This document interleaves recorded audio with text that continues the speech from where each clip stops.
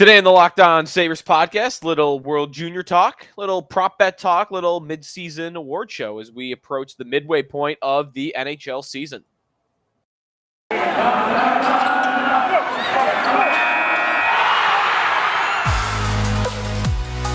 You're Locked On Sabres, your daily podcast on the Buffalo Sabres. Part of the Locked On Podcast Network, your team every day.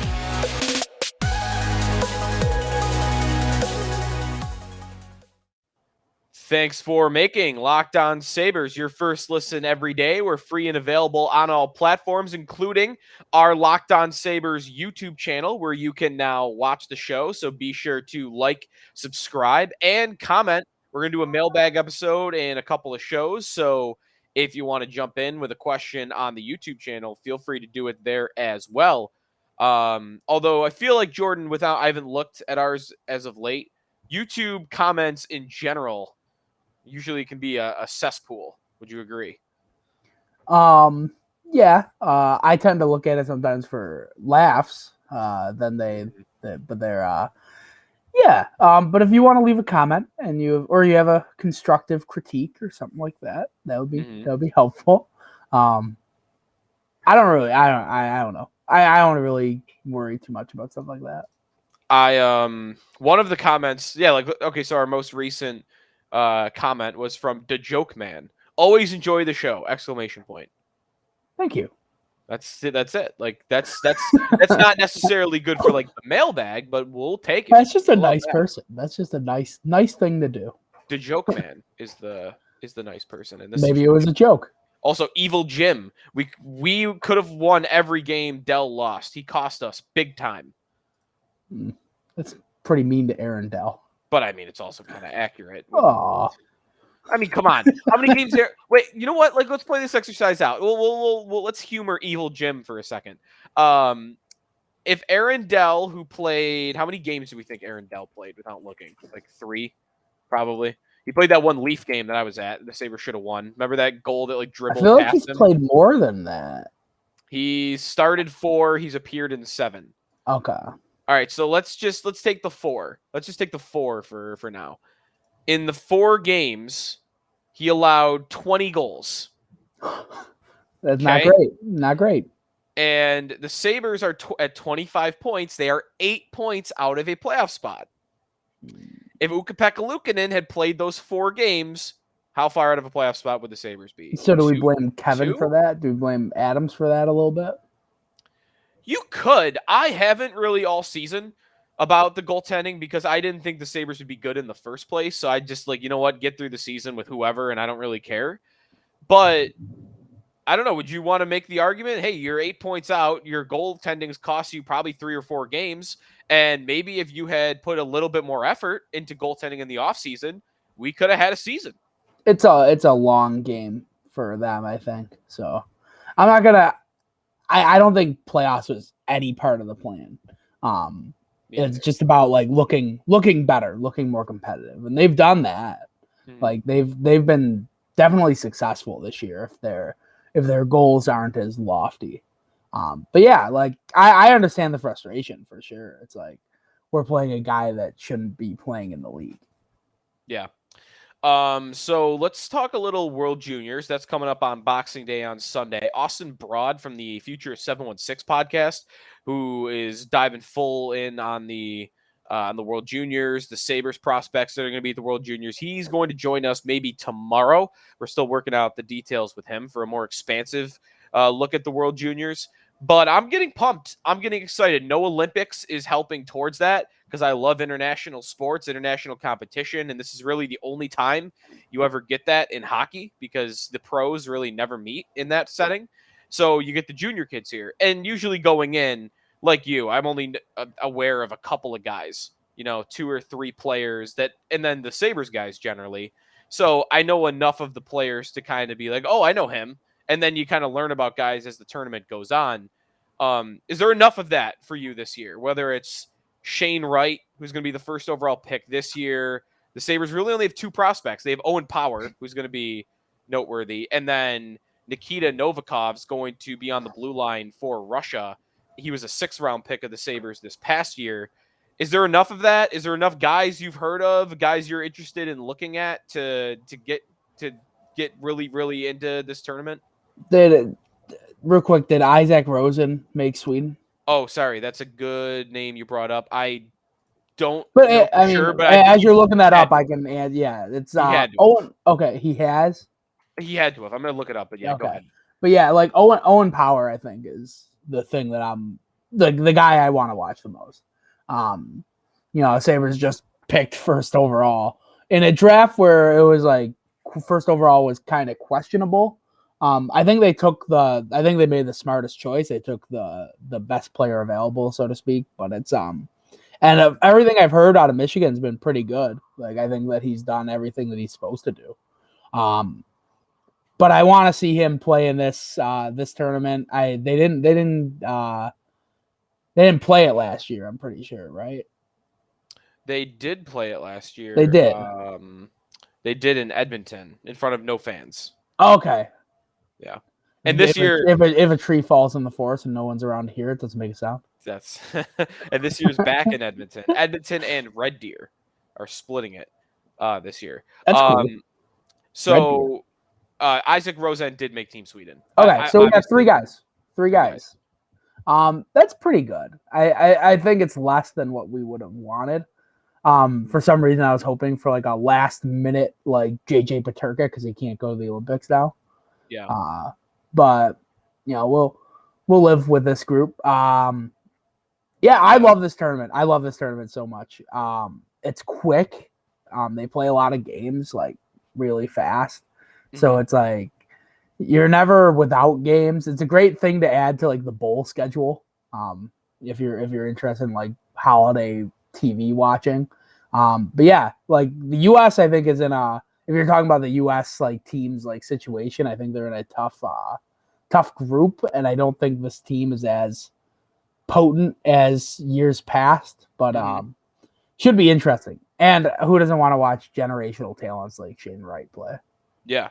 The U.S., as you mentioned, they are in a group with Russia, Sweden, Slovakia, and Switzerland. I feel like that's always the case, though. I feel like we're always in the harder group. Yeah. Canada's group is right. Yeah, I would say their group's easier. They have Finland. Finland has been great in the World Juniors the past 10 years. The Czech Republic, Germany, and Austria. Germany without Lucas Reichel, JJ Peterka. Obviously, Tim Stützle has aged out. So they've got young talent, but not really at this tournament. So, yeah, that the U.S. does have a tougher group, and that's reflected in the odds. The Canadians are the favorites at plus 125, almost even money, Canada versus the field. Would you take Canada or the field? I'd take the field. I'll take Canada. Okay. U.S. is plus 379. Russia plus 498. Finland plus 697. Sweden plus 747. And then a massive drop when you get to Czech Republic at plus 2,300. Slovakia at plus 2,400. If you want to throw down $100 on Germany to win, you could win $9,000. If they do it. Switzerland is a lot lower than Germany at plus 10,000, and then poor Austria plus 50,000. They do. They're going to get relegated. That's what's going to happen to them. Right. There's always a relegation battle in the World Juniors. Cole Perfetti, by the way, Winnipeg Jets prospect. He's another superstar prospect to look for in this tournament. Remember Jesper Wallstedt, who we had a little bit of discussion about, the top goalie prospect from the 2021 NHL draft? I think we talked about him for a second with the Sabres. He's going to be Sweden's netminder. The U.S. has got some talent. Jake Sanderson, of course. The Canadian guys, though, the ones that are non-Sabre prospects that I'll be looking forward to the most is, one, how good is Shane Wright? Because we thought he might be tank-worthy going into the year, but he's not been good in the OHL. Not by the standard of a generational prospect. He's like 15th in scoring. It took him like 30 games to get to 50 points in the OHL. And I went back and looked, how long did that take Connor McDavid? It took him like 9 games to do that. And I know I'm comparing him. I know I'm comparing him to McDavid, but like if someone's going to label you generational, all right, I'm going to start comparing you to McDavid. And he's not that, at least so far. But we'll see. Maybe he puts even other first-round picks like Pat Kane was unreal in the OHL. His numbers were crazy. John Tavares, like it's tough. Like it's tough to just be. You don't want to say ordinary because 50 points in 30 games is not ordinary, but it is like it's not what was expected of him. Right. I think he'll still be one. He'll still be one. Yeah. There's who's the see, this is where I'd like to be a little bit more just go off the top of my head with Russia. You'll get there. It's where it's tough this time of the year. Oh yeah, no. My brain is filled right now with who the Jaguars' third string running back is because of all the fantasy football I'm in. That at some point all that brain space that's dedicated to Laquan Treadwell's target share in the last 4 weeks is going to go to, okay, who's in the NHL draft? Quick, give me the first 3 lines of the Kitchener Rangers. Oh, see, we'll get there. Not yet. Ivan Miroshchenko is the guy. That's a cool name. He's maybe going to get to being the number 1 guy if he's not even already closing in on it. But for now, I think Wright is still the guy. And then Conor Bedard, who's supposed to be the number 1 pick next year, he made the team as an underager.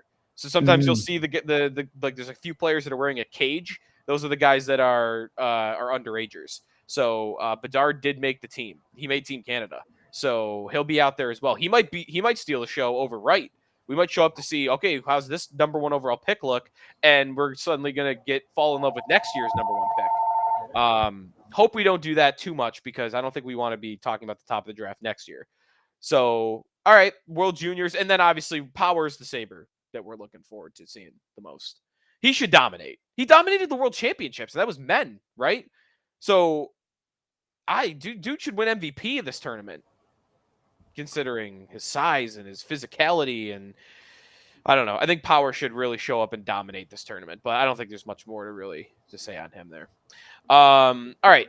Let's move on. We're going to talk some NHL prop bets, and then we'll spin the wheel of names.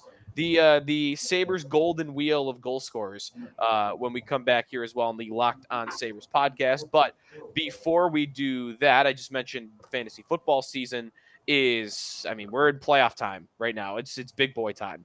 And no one plays daily fantasy sports to lose. Winning feels so much better, but traditional fantasy sports are a long-term losing proposition because you never know who or what you are up against. Stat Hero is the first of its kind daily fantasy sports platform where it's you against the house in head-to-head fantasy matchups. Winner takes all. And here's the crazy part. Stat Hero shows you their lineup before you play, and you handpick the team you want to face one-on-one. This never-before innovation of a fantasy sports and sports betting hybrid has Stat Hero players clocking odds that are over 4 times better. Why? Because you don't have to compete against thousands of experts or unknowns. Stat Hero puts you in control of your fate. Sign up for free right now at stathero.com/hockey. Use the promo code hockey for a 100% deposit match. That is stathero.com/hockey. Use promo code hockey for a 100% match. Joe DiBiase and Jordan Hansgen here on the Locked On Sabres podcast. Thanks for making us your first listen. Make your next listen the Locked On Now podcast. Nightly recaps of every NHL game with analysis from our local experts. Listen to Locked On Now on Apple Podcasts, Spotify, or watch it on the Locked On NHL YouTube channel. Let's go to BetOnline and let's do a little bit of a mid-season award show with a bit of a betting twist. And we'll start with the award that is the only award where there is a Sabre listed. There's no Sabre listed for the Hart or the Norris or the... Oh, let me double check on the Calder. There shouldn't be, though, right? Do the Sabres even have rookies? Who are the rookies? They're all in Rochester. Right. So, no. They don't have anyone listed anyway. But, right, I can't even think if the Sabres have an actual rookie on their team right now. I think Jacob Bryson would qualify still. But anyways, the one guy that's listed is Don Granato under the Jack Adams Award. He's not a favorite by any means. He's plus 3,500 to win the award. Is the favorite? I want to try to guess who this. I see. I don't know them all by name. I bet the Wild coach is high. Dean Evison. He is third at plus 850. Okay. He's close. Listen, no shame in that. I would never have been sitting here for hours trying to guess who the Minnesota Wild head coach is. Would not have had Dean Evison. His name's Dean. Dean. That's cool. Daryl Sutter. Daryl Sutter is the favorite at What? plus 600. That guy just jumped off the farm in Manitoba. Oh my God. The Flames called him up and said, He's got "Hey, a great. don't He's go got to a coaching." great name or a great voice. Great voice. Yeah. Dean Also, Everson's got a great name. yeah. That's Sutter's a coach name. Sutter's also got a great hometown. I'll always remember that he's from Viking, Canada. That's cool. He's from Viking, Canada. He wins. Give it to him. All right, so he's the favorite at plus 600. Laviolette is Peter Laviolette is the next guy up at plus 700. Dean Evison at plus 850, and then you have Rod Brindamore and Gerard Gallant tied at plus 900. And then again, a little bit ways down the list is Granato at plus 3,500. Who do you like? Who do you like for this bet? I like Dean. Like if the Wild stay at where they're like top of the conference, I can't imagine anybody expected that. No, like that would be my pick. I think they're a good team. Like I don't think they're as good as their record, but like that's usually the coach, right? That's usually who gets coach. Which team is good but shouldn't have been that good? Kinda, right. Like it's, in a way, it's surprise team. Right. That's kind of the reward for the team that's not the best. I don't understand Laviolette. I don't get it. The Capitals are like really good, I guess. But they're always really good. When have they not been really good? I guess. How hard is it to coach that team? It shouldn't be too hard. You stay in Ovechkin on the left side of the power play. You put him with a good center, and like done deal. So yeah, I guess the Laviolette's the one I don't like. Sutter, I get too. Like the Flames have been a lot more. The Flames have been dealing with stuff the past few years. They were talking about throwing it all away. Mm-hmm. Like they're talking about blowing it up. So I would say one of those two teams would probably be my guess. Would you not guess that Granato at plus 3,500? We have to make the playoffs. Same, right. To me, that almost says that's what the Sabres playoff odds are. Because the only way Granato wins Coach of the Year is if the Sabres make the playoffs, right? If they do that, he's going to win it. Yes. For sure. But they're not going to. I wouldn't put any amount of money on the Sabres making the playoffs. Or on Granato to win the Jack Adams. Well, they're hand in hand. So, like... Yeah, he'd have to make it. Yeah. How about we talked a little bit about this the other day, but the Hart Trophy, do we still agree that Ovechkin should, I think he should be the favorite. He's plus 550. He's topped by the two Edmonton guys. McDavid's at plus 150. Draisaitl plus 375.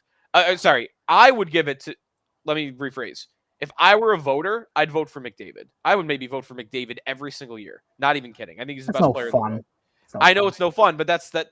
I do a different law. I do a different one. I do like my most valuable player is always the guy that the team most definitely cannot live without. And whether that's McDavid, like it could be McDavid. Mm-hmm. Like that's the team. That's like I would have been, say the NBA would have been the example. Like I would have voted for Damian Lillard like 100 times because like that team wouldn't do a thing without him. I see. What you mean. That's always my pick for MVP because it's like Tom Brady this year, like he's got so many great players. Like, but like in the NHL, it's like, would the Oilers be okay? Maybe. Like they probably wouldn't. They have Draisaitl. They have Draisaitl. But that's a good case for McDavid is that they probably wouldn't. Like that's what hurts like the Penguins to me is that the Penguins guys to me, like Crosby and Malkin, is because like one goes out and they're still fine. It doesn't matter. It literally doesn't matter. They both went out at the beginning of the year and they were still fine. They had Evan Rodriguez on their top line. They're like, we're good.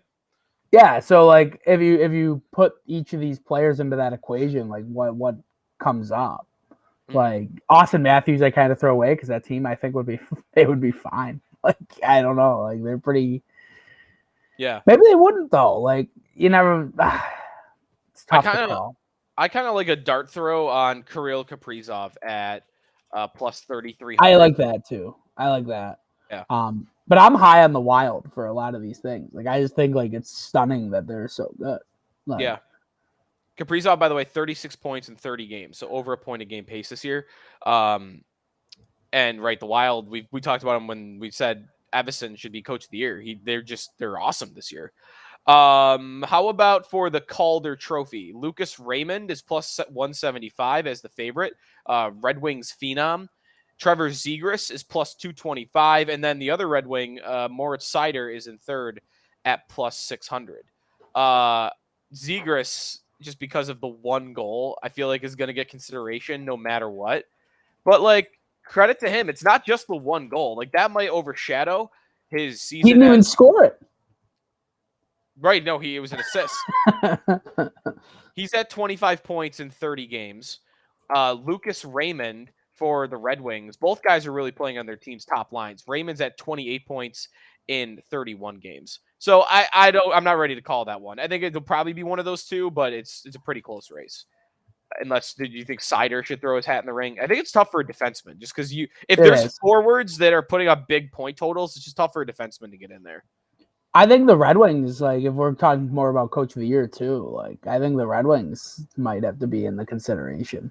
They got to be like the Sabres, right? If you make it, like, you'll probably win coach of the year. I hate their coach. Their coach, though, he's been there for 7 years and he's never made the playoffs. Well, like, first time for everything. It goes back. Listen, you don't get credit from us from like, oh, you finally made the playoffs and it took you 6 years to get here. No. Yeah. When really it's like, well, I finally have players now. Yeah, right. No, right, exactly. So yeah, I'm not about the Red Wings guy being in consideration for that. It seems like Vegas isn't either. So. And then the Norris Trophy, Cale Makar is the favorite at plus 300. Adam Fox, last year's winner, at plus 350. Victor Hedman automatically is going to be up there. He's at plus 400. And then Aaron Ekblad at plus 900. There's some funny names a little bit further down the list. Zach Bogosian is for some reason listed at plus 6,600. A star. I looked at his stats. You've never seen one. He's playing 15 minutes a night. It's sensational. Have you seen him in those 15? Have you seen him in those 15 minutes? He's unbelievable. Oh my God! Someone must have requested his name. Maybe Bogosian did. No, that would be illegal. I like Makar for this. I love Makar. As he's never won it. No, he probably would have last year had he not got hurt. It's his time, they would say. Yeah. 26 points in 23 games this year, 13 goals. I mean, he's on a what is that? He's over a 40 goal pace. Does it hurt him that he's on Colorado? Maybe a little bit, but it helps him that McKinnon missed so much time this year. And they kept even though Colorado's amazing and they're fun to watch, like, I don't think people care about Colorado nationally. Yeah. Like, they're one of those teams. Yeah. And then last one, the Vezina Trophy, Vasilevsky, the favorite, at plus 450. Igor Shesterkin at plus 750. Jack Campbell at plus 750. I actually like Jack Campbell for this. I'm not going to lie. He's best save percentage in the league, best 5-on-5 save percentage in the league. It's a really good story. He was a first-round pick that was kind of written off as a bust, and it took him like 5 years to kind of find a starting job, and he did, and he's been awesome. So I like Campbell for this, but Shesterkin too. I don't think I'd go with Vasilevsky. The team's so good in front of him. Shesterkin is different. I think the Rangers in front of him stink, and he's just been awesome. So those are my two favorites for them. Would you request any bit further down the board, or you think that it's probably a 3-horse race? Malcolm Subban, because he made that save. He's not listed, but we could request him. Like plus 50,000. You might get better odds on him to win the Vezina than Austria to win the World Juniors. I'm not sure. The hard part for him is he's going to be he's the backup technically, yeah. So it's not easy. That was a great save though. Yeah, and then save of the year. Save of the year, yeah. For sure. In the league, I think even. Yeah. BetOnline. Head over to BetOnline, your online sportsbooks experts. You can check out all these odds. Use the promo code LOCKEDON to receive a 50% welcome bonus on your first deposit. We will spin the golden wheel of goal scorers on our next episode. We ran a little bit late here, so that's going to do it for us on today's show. Be sure to follow us on Twitter at Sneaky Joe Sports, at JR Hansgen, and at Locked On Sabres.